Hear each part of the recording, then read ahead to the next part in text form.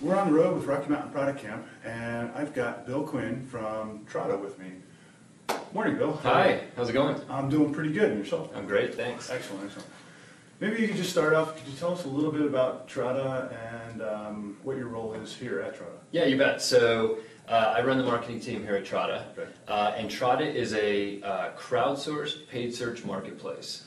So what that means is if you've ever done a search on Google, you search for Nike shoes, and down the main part of the page you see all of the organic listings, and down the right side of the page and at the very top there are the paid listings. Okay. If you click on one of those ads, the company who put that ad up pays anywhere from a few cents to a few dollars, depending on what the keyword is, for you to click on that ad, then go to their site and hopefully sell you what they're trying to sell, or generate a lead, or generate awareness if it's a traffic site. And that whole process is pretty simple at a high level, but when you get down into it, it's very difficult. You have to do it well. You have to have lots of keywords, really sophisticated ads to get people to want to click on your ad as opposed to somebody else's. Because of Google's auction model, the prices are constantly changing. And so what we've done is taken the hard work away from the in-house marketers or the small business owners, and shifted that to a crowd of paid search experts who do the hard work for you.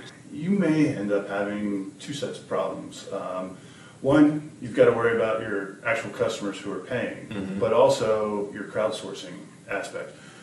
Do you end up having like a double funnel type of scenario where you've got to both raise the awareness with your customers, but also maintain awareness and traction of those pay-per-click type experts? Yeah, absolutely. I mean, we really have kind of two constituents in the marketplace, as you said, exactly. I mean, one side is the advertisers, the other side are these paid search experts, the optimizers.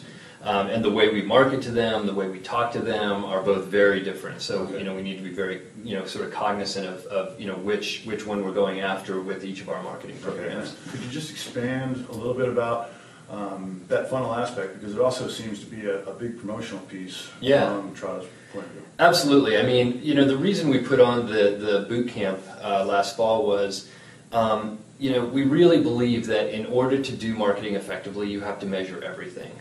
You have to understand how much, how many leads do you need to get in order to generate the sales that you need? How much can you pay for that lead and still be profitable in your business?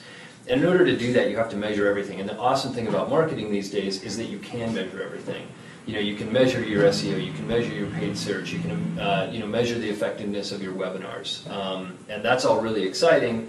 And it really sort of shifts some of both the burden and the opportunity onto marketers to start really managing all of that. And sort of the very starting point to measuring all of the things that you need to measure is understanding your funnel. Understanding that there is a sales funnel, and then understanding where your prospective buyers are in that sales funnel. So, at the very top of the funnel, there's sort of needs identification. So for our typical customers, they're small and medium-sized businesses. So identification for them is, hey, I'm trying to run this paid search campaign. I'm struggling. I'm not doing a very good job of it. I'm wasting a lot of money and I'm not getting anything for it. I need a better solution. How do you know, or how does that smaller or medium-sized business know that they're having the problem? I mean, so often they may perceive it, but they don't necessarily know what the solution is to their problem. Yeah, exactly. And when they sort of identify that they have a problem, but they don't know, they don't know what to do about it. Yeah. That's where you're sort of transitioning between what I call kind of the identification stage. I've identified that I have a problem. I'm now going to go sort of start educating myself on what's available. And so, now, as a marketer, I'm trying to build awareness out in the marketplace so that as they ask, other folks that they know, as they go out to the web and start doing research, we're there during that awareness period where they're sort of learning, do I want to use something like Trada? Do I want to buy software? Do I want to go to an agency? Do I want to hire somebody in house? As they think about all of those different things, we want to be there to be top of mind. Okay. And how do you actually, from a metric standpoint, who was it? John Wanamaker said half of my marketing budget is wasted. Problem is I don't know which half. I don't know which half, yeah, exactly. So that really gets into the kind of measure everything. Taking paid search as kind of a one example, and there are lots. You've got your blog, you have display advertising, you have SEO, you have paid search. There are all sorts of marketing channels that you can use, and you want to measure all of those. In terms of measuring the effectiveness of your campaign from a paid search perspective. You can simply look at basic metrics. How many impressions am I getting? So of the keywords that I enter into my campaign, how many people are actually searching for those, and when is my ad being served up? What position is my ad being served on the page? How much am I paying for those clicks? And then how many people are actually clicking my ad as opposed to somebody else's? So those are sort of the basic things that you can start measuring as you go into a campaign. Okay. Same thing goes for SEO. Of the keywords that I care about, that I'm trying to rank for, where do I rank? Once I'm ranking for those, how many clicks do I get off of those search terms? Once they get to my website, what's my bounce rate? Do they stick around and look around, or do they look at the homepage and say, I'm out of here? Okay. And if that's the case, maybe you need to do some work on your landing pages to really try and get them to convert. So from a marketing standpoint, and I'm thinking of the small, medium-sized business owner, it sounds like a lot of work. It is. It's a ton of work. And so, one of the things you want to do is, use tools to your advantage. And there's a lot of, low-cost or no-cost tools out there that allow you to do this. So, probably the first thing I would do if I was a small or medium-sized business owner is deploy Google Analytics on my site, which starts to give you visibility into all of that. You can understand who's coming to your site, where are they coming from, are they converting, what pages are they converting from. So start to use those tools and understand, at least at a very high level, where your money is being spent and how effective it is. Okay. You talk about converting and raising the awareness. Do you have some methodologies for improving the cycle time through that particular sales cycle? Yeah, I mean, there's a couple of things that you really want to think about. One is how wide does your funnel need to be, right? And this is really kind of going back again to the beginning. How many sales do I need to make in a month or a year to hit my profit goals?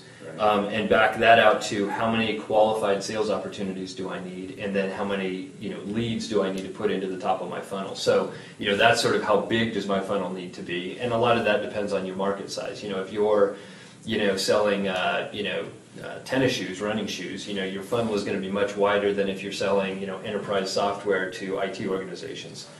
So a lot of it is dictated by the type of product that you have. But then the other thing is the length of your funnel. How long does it take to get them from, awareness all the way through to a purchase? We're fortunate in Trada where our sales cycle is roughly 30 days. And so I can deploy a marketing program and know pretty quickly if it's working or not. Sure. If you're selling, again, enterprise software and you have a 6 or 9 month sales cycle, that's a tough place to be because you may not know for a long time how well your marketing programs are ultimately working in terms of being able to close business. That's one big question, going back to that winemaker quote. Mm-hmm. If you've got a long sales cycle like that and it's 9 to 18 months out, it's how can you end up tracing back from that point all the way back to what was the inception or where did the awareness end up occurring? Yep. So again, there's a lot of tools out there that help you do this. One really great one is Salesforce.com, a CRM system, which will allow you to identify somebody the very first time they come to your site and fill out a lead form, and then track all the way through, what were all the touch points after that. Once they came in and they filled out a lead form, we called them and then we, sent them an email, and, you can sort of track all the activities through your sales funnel and identify, did they ultimately close? And if so, what was sort of the first, middle, and last activity that got them to close? And maybe let's try and start replicating that once we get enough data points to tell us, that we should do that. And then the other thing is understanding when they drop out of your funnel, because that's the other thing you want to understand is, not everybody that starts at your funnel is going to come out the bottom with a sale. Sure. When they drop out of your funnel, you want to understand, what caused them to do that. Is it a product issue? Is it a marketing issue? Is it a sales issue? And track that all the way through. So tools like Salesforce.com are really handy in helping you do that. Okay. Those tools, though, are they only as effective as the people who are making use of them? They are, and they're only as effective as you sort of, analyze them. So it's all about, data analysis, and that's something that we constantly struggle with here, just like, we're a pretty small marketing team here. And, you're running around trying to do so many different things that it's easy to put a bunch of programs in place and then just sort of let them run and run off and do a whole bunch of other things, and then you look back and you're like, uh-oh, we haven't looked at this, campaign for 2 months. Yeah. Are we spending money effectively or aren't we? So yeah, it's a big challenge for for marketers to deal with, and that's why doing a lot of small projects, seeing what works, and then going and doing more of that and ditching the things that don't work. Sure. Trying to collect that data quickly is really valuable, and then use consultants, use crowdsourcing things like logo design, 99 design, something like that, okay. or a Trada tool or something like that. Like leverage other people outside your business to the degree that you can. Okay. You mentioned that you're a small team. Just let me put a plug in here real quick. I think you are looking for some sort of digital marketing rock star. Yes, thank you for that.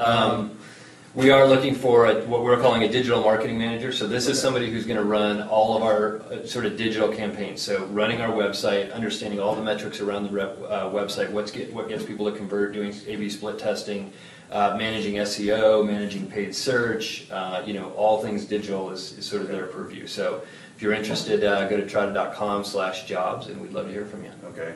And with that, let me just kind of segue into Rocky Mountain Product Camp. Will you or somebody from Trada be at Rocky Mountain Product Camp, and could we anticipate a session on marketing metrics and the funnel and everything like that? Yeah, absolutely. I'd love to come down and talk to you guys and get a bunch of new ideas going around Okay. understanding your funnel, sort of start to finish, and talking to other folks about how they sort of manage their funnel and exchanging ideas, because just like the boot camp that we run, Product Camp is all about learning from one another. We're all out there sort of figuring it out day by day, and so I'd love to come down and share what I know. Excellent. And maybe if we've got one of those rockstar product managers, digital marketing managers, they can talk with you at that point. Sounds great. All right. All right, thanks. Thanks, Bill. You bet. All right.